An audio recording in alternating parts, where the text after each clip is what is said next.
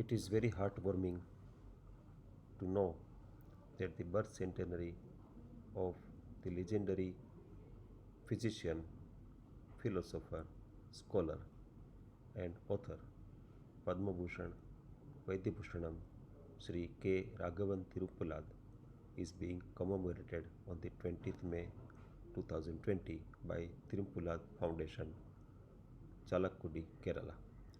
It brings happiness to recollect at this point of time that he was rightly depicted in the calendar published by the Ministry of Ayush last year, which showcased the master healers of Ayush systems of medicines. A commemorative postal stamp was also released by the Honorable Prime Minister Sri Narendra Modi ji in August last year. As a tribute to this legendary physician, it is understandable that though this event deserves a lot more grandeur, it has unavoidably been confined to the e-platform amidst the circumstances of the pandemic COVID-19. Sri K. Raghavan Tirupurad was one of the greatest visionaries of Ayurveda of the century, who always advocated that we need health oriented design and execution of programs in our society and not just disease mitigation campaigns to keep it happy and productive. He always connected health to happiness.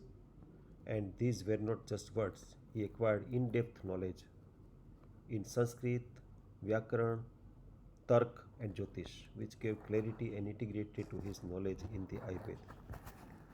He practiced the Gandhian principles of being humble, simple, and modest in every aspect of his life.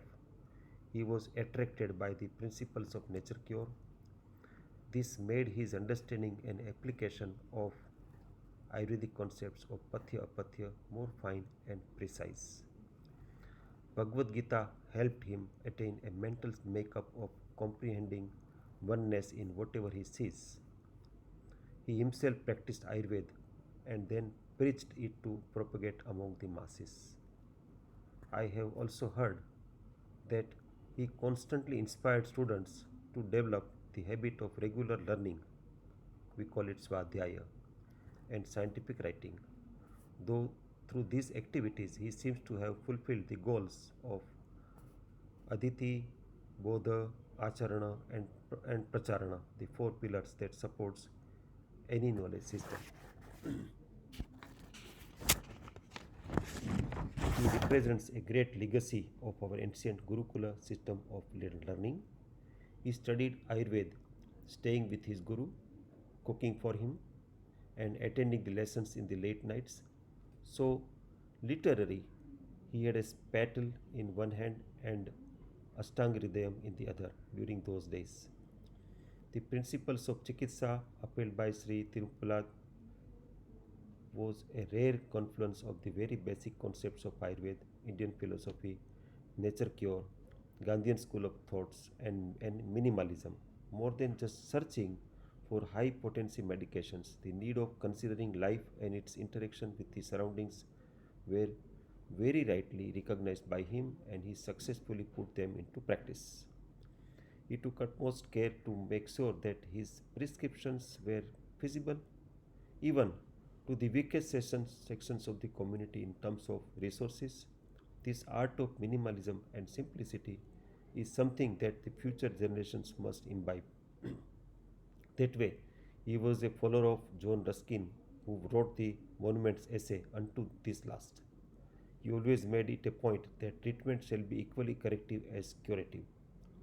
Most importantly, he was keen to preserve the wisdom for the generations to come.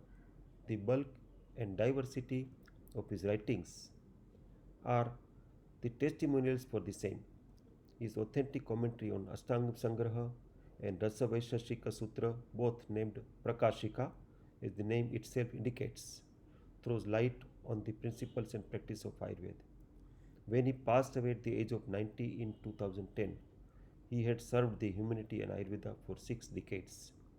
That way, he remains as a monument of energy, determination, and perseverance in front of all of us.